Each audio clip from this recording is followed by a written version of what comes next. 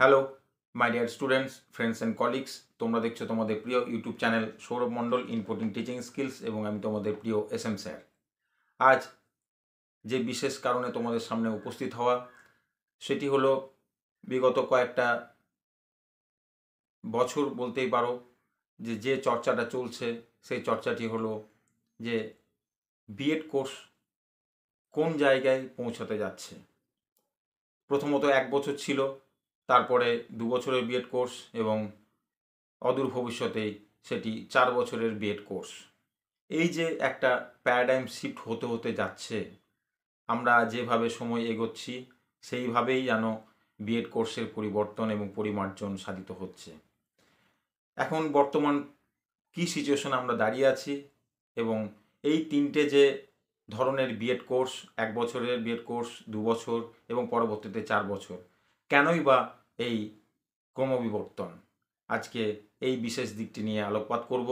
ভিডিওটি অত্যন্ত ইনফরমেটিভ হবে। তোমরা অবশ্য ভালো লাগলে লাইক করবে, অবশ্যই শেয়ার করবে আর সাবস্ক্রাইব তো তোমরা করবে যদি তোমাদের প্রয়োজন লাগে এই চ্যানেলটি।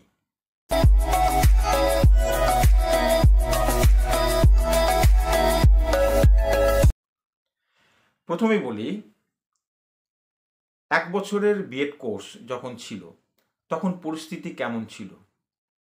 তখন পরিস্থিতি ছিল টিচার সেন্ট্রিক এডুকেশন সিস্টেম এবং ম্যাক্সিমাম যে স্কুলগুলিতে যে নিয়োগগুলি হতো সেখানে নন ট্রেন্ড টিচাররাই সেগুলিতে নিয়োগ হতো।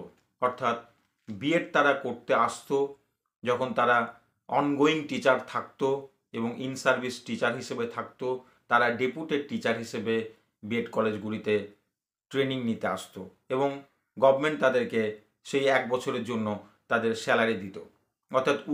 অর্থাৎ পেড স্যালারি নিয়ে তারা বিএড কোর্স করতো কোনো ট্রেনিং কলেজে বা টিচার এডুকেশন কলেজগুলিতে। তাহলে সেখানে থাকতো কারা?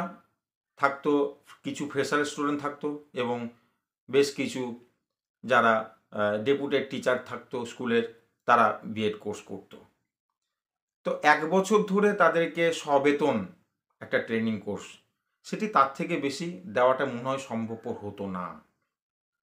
আর ফ্রেশারদের নিরিখে যদি দেখি তাহলে তাদেরকে যে নলেজটা তারা অ্যাকোয়ার্ড করে এসছে, অ্যাকাডেমিক নলেজটা, সেই সাবজেক্ট নলেজগুলি যখন অ্যাকোয়ার্ড হওয়ার পরে তারা তাদের যে টিচিং প্রফেশনে আসতে যাচ্ছে, তো টিচিং প্রফেশনটি তখন যেহেতু ছিল টিচার সেন্ট্রিক এডুকেশন সিস্টেম, অর্থাৎ একজন টিচার সে যা জানে, যেভাবে সে জেনে এসছে ঠিক সে সেইভাবেই জানাবে এবং নিজের দিকেই খেয়াল রাখবে।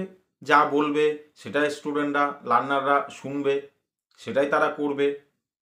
এই যে একটা সিস্টেম তখন ছিল টিচার সেন্ট্রিক এডুকেশন সিস্টেম, সেটি চলেই যাচ্ছিল। কিন্তু যখন 21st সেঞ্চুরিতে আমরা প্রবেশ করলাম এবং 21st সেঞ্চুরিতে আসা মাত্রই 21st সেঞ্চুরির যে অ্যাকোয়ার্ড যে সমস্ত স্কিলসগুলো, যেগুলোকে আমরা 21st সেঞ্চুরির স্কিল বলি, সেই স্কিলগুলিকে আমাদের জানার অত্যন্ত প্রয়োজন হয়ে পড়ল। তার কারণ কি? তার কারণ যুগ এমনভাবে পরিবর্তন হতে থাকলো, সময় এমনভাবে পরিবর্তন হতে থাকলো। আজকে এই যে তোমাদের সঙ্গে এই যে কথা বলছি, তখন কি সেই সুযোগ সুবিধা ছিল যে আমি ভাবতে পেরেছিলাম তখন যে এতগুলো স্টুডেন্ট, এত লার্নাররা যে প্রান্তে যেখানে থাকুক না কেন তারা আমার সঙ্গে এইভাবে ইন্টারাকশন করবে বা তাদেরকে আমি আমার কথা পৌঁছাতে পারবো, তারা আমাকে কমেন্ট করতে পারবে এবং সেই অনুযায়ী আমি তাদেরকে উত্তর দিতে পারবো? এটি কি তখন ছিল? না। তখন টিচাররা একটি ক্লাসরুমে যেত এবং ওই তার পরিধির মধ্যে যে কটা লার্নার থাকতো তাদের সঙ্গে ডিল করতো, আদারওয়াইজ নট। এখন এই যে পরিবর্তনগুলি এসেছে সেটা অবশ্যই টেকনোলজির হাত ধরে। সেই টেকনোলজির হাত ধরে যখন এই পরিবর্তনগুলো এসেছে, তাহলে লার্নারদের মধ্যেও কিন্তু র্যাপিড চেঞ্জেস এসছে। লার্নারদের মধ্যে যে চেঞ্জেসগুলি এসছে 21st সেঞ্চুরির স্কিলগুলি তারা অ্যাডপ্ট করেছে, সেই স্কিলগুলি ডেফিনেটলি বলা যেতে পারে আমরা যে তিনটি বিশেষ 21st সেঞ্চুরির স্কিল রয়েছে, সেটি হচ্ছে ক্রিটিক্যাল থিঙ্কিং, ডিসিশন মেকিং এবং প্রবলেম সলভিং। তো এই জায়গায় দাঁড়িয়ে লার্নারদের মধ্য থেকে তাদের এই যে সমস্যাগুলিকে বা তাদের ক্রিটিক্যাল থিঙ্কিংগুলোকে এনহ্যান্স করানো কিভাবে যেতে পারে, এই প্রশ্ন উঠে গেল। এবং তার সঙ্গে সঙ্গে যেটা দেখা গেল, রেস্ট অফ দ্য ওয়ার্ল্ড তারা কিন্তু ভীষণভাবে এগিয়ে গেল। ভারতবর্ষের যে শিক্ষা ব্যবস্থা ছিল, প্রাচীনতম যে শিক্ষার একটি ধারা ছিল, এনরিচড কালচার বলা যেতে পারে এডুকেশনের নিরিখে, সেটি তাকে টেক্কা দিয়ে আদার যে world, rest of the world তারা কিন্তু এগিয়ে গেল। এবং অবশ্যই ইউনেস্কো তারা যে ট্যাগলাইনগুলিকে নিতে শুরু করলো এবং তাদের ভাষাতে যেটা দেখতে পেলাম, সেটি কি দেখতে পেলাম, দ্য ট্রেজার উইদিন 1996-এ তারা বলল যে 4 পিলার্স অফ এডুকেশন, সেগুলি কি কি? Learning to know, learning to be, learning to live together এবং লার্নিং টু ডু। এই যে লাস্ট যে কথাটা বললাম, লার্নিং টু ডু, এটি পাউলি ফ্রেরি যে কথাটি বলে গেছিল, লার্নিং বাই ডুইং, অর্থাৎ কিছু করতে করতে শেখা। সেখানে লার্নারদের প্রায়োরিটি দিতে হবে, তাদের অভিজ্ঞতা, তাদের এক্সপিরিয়েন্সকে গুরুত্ব দিতে হবে, তার উপর দাঁড়িয়ে তাদের শিক্ষাটি পরিচালিত হবে। তো এই যে বেসিক জায়গাগুলো, পিলারগুলোকে যখন ইউনেস্কো তারা গ্রহণ করলো এবং প্রচার করতে শুরু করলো rest of the world, Bharatvarsha কিন্তু তার বাইরে যেতে পারলো না।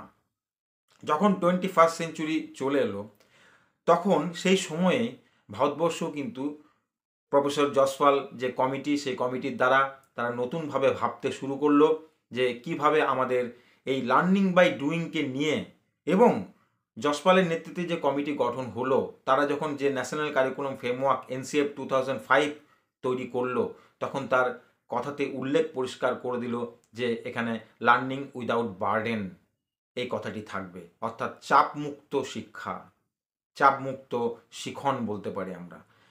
তো এই জায়গাগুলোকে ধরে নিয়েই তখন কিন্তু নতুন আঙ্গিকে ন্যাশনাল কারিকুলাম ফ্রেমওয়ার্ক গঠিত হলো। সমস্ত স্কুল লেভেলে সেটি কিন্তু এবার প্রয়োগ করা শুরু হলো, এবং সেই প্রয়োগের জন্য যে আইনটি তৈরি হলো, সেই আইনটি হচ্ছে রাইট টু এডুকেশন অ্যাক্ট 2009। সেই অনুযায়ী তখন প্রয়োগ শুরু হলো, এবং এই যে NCF 2005-এর যে কারিকুলাম, সেটা কিভাবে লিড করা হবে স্কুলগুলিতে, তার জন্য টিচাররা তাদেরকে প্রশিক্ষিত করতে হবে।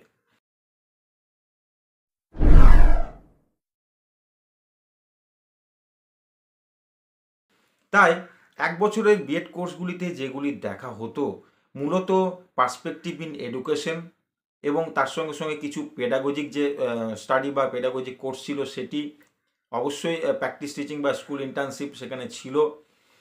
তো এইগুলোর দিকে তাকানো হতো। তো এরপর প্রয়োজন বোধ হলো আরও কিছু নতুন আঙ্গিককে যুক্ত করা, সমাজের বিভিন্ন পরিবর্তনগুলিকে এই কারিকুলামের মধ্যে নিয়ে আসা। কি কি নিয়ে আসা হলো? কারিকুলামটা যখন গঠন হলো, তখন যে সেই কারিকুলামটা গঠন করলো কারা? সেটি করলো NCFTE 2009, national curriculum framework for teacher education 2009, যেটি NCTE গঠন করলো with the help of NCERT। এই কারিকুলামটি যখন গঠিত হলো, তখন সামাজিক অবস্থা কেমন ছিল, স্কুলগুলির অবস্থা কেমন ছিল? স্কুল কিন্তু বরাবরই হচ্ছে মিনিয়েচার অফ সোসাইটি। তো স্কুলগুলি হয়ে গেছে তখন ইনক্লুসিভ ইন নেচার, অর্থাৎ জাতি, ধর্ম, বর্ণ, গন্ধ, এবিলিটি, সমস্ত দিকের যারা বাচ্চারা আছে তারা কিন্তু এক ছাদের তলায় চলে এসছে। তাহলে প্রয়োজন পড়লো ইনক্লুসিভ এডুকেশন সম্পর্কিত কিছু কোর্সকে আনা। তো এই কোর্সগুলিকে নতুন আঙ্গিকে নিয়ে আসা হলো। আর তার সঙ্গে সমাজে তখন কি দেখা যাচ্ছিল? লিঙ্গভিত্তিক, জাতিভিত্তিক নানান বৈষম্যগুলো চলছিল। তো এই যে লিঙ্গভিত্তিক বৈষম্য, অর্থাৎ যেটা জেন্ডার বায়াসনেস বা জেন্ডার স্টিরিওটাইপিং, সেগুলি যখন চলছে, তখন স্কুলের টিচারদের অতি গুরুত্বপূর্ণ একটি দায়িত্ব থাকছে। তাই এই NCFTE 2009 তারা যেটা কারিকুলামের মধ্যে আনলো 2 বছরের বিএড কোর্সে, সেটি হচ্ছে জেন্ডার এডুকেশন। তো এই নতুন আঙ্গিকগুলোকে নিয়ে এলো, এবং তার সঙ্গে সঙ্গে টেকনোলজিক্যাল যে সমস্ত অ্যাডভান্সমেন্টগুলো দিয়েই সমাজ এগিয়ে যাচ্ছিল, তাহলে টিচাররা কিন্তু তার বাইরে নয়। সেই জন্য টিচারদেরকে ঠিকভাবে টেকনিক্যালি এবং টেকনোলজি বেসড করে তোলার জন্য নিয়ে আসা হলো information and communication technology, ICT। তো এই সমস্ত নতুন কোর্সেসগুলো 2 বছরের বিএড কোর্সে আনা হলো। এইভাবে আমরা দেখলাম যে 2014 পর্যন্ত লাস্ট 1 ইয়ার বিএড কোর্স আমরা পেলাম। এরপর 2015 বা 2015, 2017 এই 2 বছরের দিয়েই শুরু হলো 2 বছরের বিএড কোর্সের যাত্রা ভারতবর্ষের বুকে। এবং আমরা এরপর যখন চলতে চলতে যখন দেখলাম, আমরা হাতের কাছে পেলাম NEP 2020, যেটি খুব শীঘ্রই একদম সমস্ত ভারতবর্ষ জুড়ে লাগু হয়ে যাবে। তার শেষ সময়সীমা হচ্ছে 2030। 2030-এর মধ্যেই সমস্ত আঙ্গিকেই NEP 2020 লাগু হয়ে যাবে। অলরেডি শুরু হয়ে গেছে। তো এবার চলে আসি এই NEP 2020 অনুযায়ী। সেখানে বলা আছে 4 ইয়ার ইন্টিগ্রেটেড যে বিএড কোর্স আমরা বলছি, কিন্তু সেখানে উল্লেখ আছে যে 4 year integrated teacher education programme. এখানে আমরা দেখলাম যে রাষ্ট্র দায়িত্ব নিচ্ছে আরও নিচের দিকে নেমে, অর্থাৎ শিশুর বয়সকে যখন আমরা দেখছি যে তার বয়স 3 বছর, সেই 3 বছর থেকে রাষ্ট্র দায়িত্ব নেবে, সেই চিন্তাভাবনা কিন্তু এই জায়গায় রয়েছে। তাহলে কি দাঁড়ালো? সেখানে আমরা আগে ছিলাম 10+2 সিস্টেমের মধ্যে, এখন কিন্তু সেই 10+2 সিস্টেম ভেঙে হয়ে গেল 5+3+3+4, অর্থাৎ একদম প্রি প্রাইমারি লেভেল থেকেই আমরা 5 হিসেবে যখন দেখব, প্রি প্রাইমারি লেভেলের 3 বছর এবং 1-2কে ধরে 5 বছরের আমরা পাচ্ছি, যে স্টেজটাকে বলা হচ্ছে ফাউন্ডেশনাল স্টেজ। তার পরবর্তী 3 বছর অর্থাৎ 3, 4, 5 এটি হচ্ছে প্রিপারেটরি স্টেজ, এবং তার পরবর্তী হচ্ছে যে মিডিল স্টেজ, এবং সেখানে রয়েছে আপার প্রাইমারি লেভেল যেটা আমরা বলে থাকি সেটি, অর্থাৎ 6, 7, 8, এবং পরবর্তী যে লাস্ট যে স্টেজটাকে নাম দেওয়া হয়েছে সেটাকে বলা হচ্ছে সেকেন্ডারি স্টেজ, অর্থাৎ ক্লাস 9, 10, 11 এবং 12। এই যে 4টে স্টেজে এন্টায়ার আমাদের সিস্টেমটাকে ভেঙে দিয়েছে। ইনস্টেড অফ 10+2 সেটাকে পরিবর্তন করে 5+3+3+4 এই এডুকেশনাল প্যাটার্নটাকে, স্কুল এডুকেশনটাকে যে ভেঙে দিয়েছে, সেখানে আমরা দায়িত্ব নিচ্ছি, অর্থাৎ রাষ্ট্র দায়িত্ব নিচ্ছে একেবারে প্রি প্রাইমারি লেভেল থেকে একদম HS, অর্থাৎ যেটাকে আমরা এখন NEP 2020 অনুযায়ী বলবো সেকেন্ডারি স্টেজ পর্যন্ত। তো এই যে এন্টায়ার 15 বছরের যে দীর্ঘ টেনিয়ার, তার জন্য যে স্কুল এডুকেশনটা তৈরি হলো, এবং তাদেরকে গাইড করার জন্য যে টিচাররা রয়েছে তাদের যে কারিকুলাম হবে সেটি কেমন হবে। এবার চলে আসে কারিকুলামে। তো এই কারিকুলামটি তৈরি করার দায়িত্ব যারা পেয়েছে সেটা হচ্ছে NCERT, এবং এই NCERT কী কী কারিকুলাম ফ্রেমওয়ার্ক করবে? প্রথম যে কারিকুলাম ফ্রেমওয়ার্ক করবে সেটি হচ্ছে NCFE-CCE। এছাড়া টিচার এডুকেশনের জন্য যে কারিকুলাম ফ্রেমওয়ার্ক হবে সেটি NCFTE 2021 বলে নাম দেওয়া হচ্ছে। সেটি national curriculum framework for teacher education.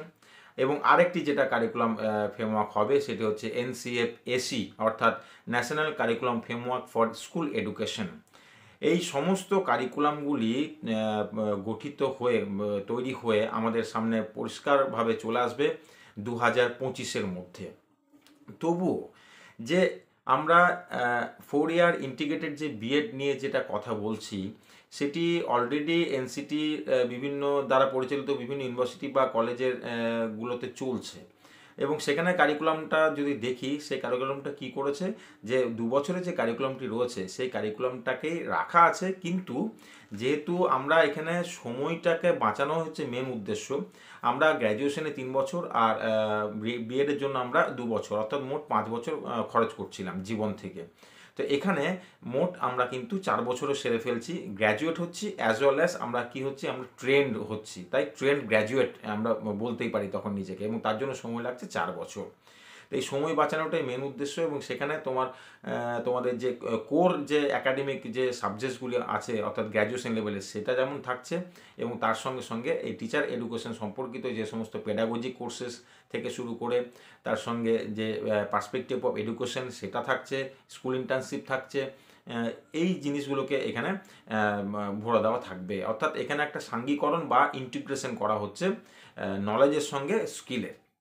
এইভাবেই কারিকুলামটি গঠিত হবে। তবুও আমাদের 2025 পর্যন্ত অপেক্ষা করতে হবে সমস্ত কারিকুলামটি আমাদের সামনে চলে আসার জন্য। তো এবার যেটা কথা হলো, সবশেষে যেটা বলবো যে এই যে আমরা বিপুল যে প্যারাডাইম শিফট দেখলাম টিচার সেন্ট্রিক এডুকেশন সিস্টেম থেকে বর্তমানে লার্নার সেন্ট্রিক এডুকেশন সিস্টেমে, এবং তার জন্য আমরা ধাপে ধাপে 1 ইয়ার বিএড কোর্স, তারপর 2 ইয়ার বিএড কোর্স এবং উত্তরোত্তর সেটা 4 ইয়ার বিএড কোর্স 2030-এর মধ্যে কিন্তু আমাদের চলে আসবে 4 ইয়ার ইন্টিগ্রেটেড বিএড কোর্স হিসেবেই। এবং এন্টার ভারতবর্ষের যে এডুকেশন সিস্টেমটা সেটি কিন্তু পরিচালিত হবে এনইপি 2020 দ্বারা। সুতরাং এখানে আমরা বলতেই পারি যে আমরা যদি আপগ্রেডেশন নিজেকে করতে পারি তবেই 2030-এর পর আমরা সাস্টেন করতে পারবো, অর্থাৎ 4 ইয়ার বিএড কোর্স যারা করবে তারা সেখানে তারা এলিজিবল হবে বিভিন্ন টিচার রিক্রুটমেন্ট প্রসেসে। অবশ্যই 2 ইয়ার যারা থাকবে তারা ওখানে এলিজিবল হলেও তাদেরকে কিন্তু ওই ব্রিজ কোর্স বা ইত্যাদি করিয়ে তাদেরকে এলিজিবিলিটি আনতে হবে। তো এইভাবেই কিন্তু আমরা পুরো প্রক্রিয়াটাকে এখন বর্তমানে দেখছি। আর একটা কথা বলে রাখি সবশেষে, যে এই যে ভেরি রিসেন্ট যে আরসিআই যে নোটিফিকেশনটা দিয়েছে সেটি হচ্ছে যে স্পেশাল বিএড কোর্স তারা পরিচালিত করে সেটি 2 বছরের ছিল। পরবর্তী সেশন থেকে তারা কিন্তু আর 2 বছরের স্পেশাল বিএড কোর্সটি রাখবে না, তারা 4 ইয়ার স্পেশাল বিএড কোর্সটাই তারা চালু করতে চললো এবং ওটাকেই মান্যতা দেবে। তো ওখানে যেহেতু খুব কম সংখ্যক বিএড কলেজ রয়েছে যেটা স্পেশাল বিএড কোর্সটা পরিচালনা করে, সেই জন্য তারা খুব তাড়াতাড়ির মধ্যে চেঞ্জেসটা আনতে পারলো। কিন্তু এই যে এন্টায়ার যেটা জেনারেল বিএড কোর্স বলে সেটা কিন্তু ধাপে ধাপে 4 ইয়ার ইন্টিগ্রেটেড বিএড কোর্সে পরিবর্তিত হয়ে যাবে 2030-এর মধ্যে। আমরা সেইভাবে কিন্তু প্রত্যেকেই সেজে উঠছি। কিন্তু আপাতত 2 বছরের বিএড কোর্স থাকছে, জেনারেল বিএড কোর্সটি থাকবে 2030 পর্যন্ত, সেটি আমরা দেখতেই পাবো। আর আমরা কেউ যেন প্যানিক না হয়, এখন সামনের সেশনে ডেফিনেটলি 2 বছরের বিএড কোর্স থাকবে, এটুকু বলা যেতে পারে। So best of luck.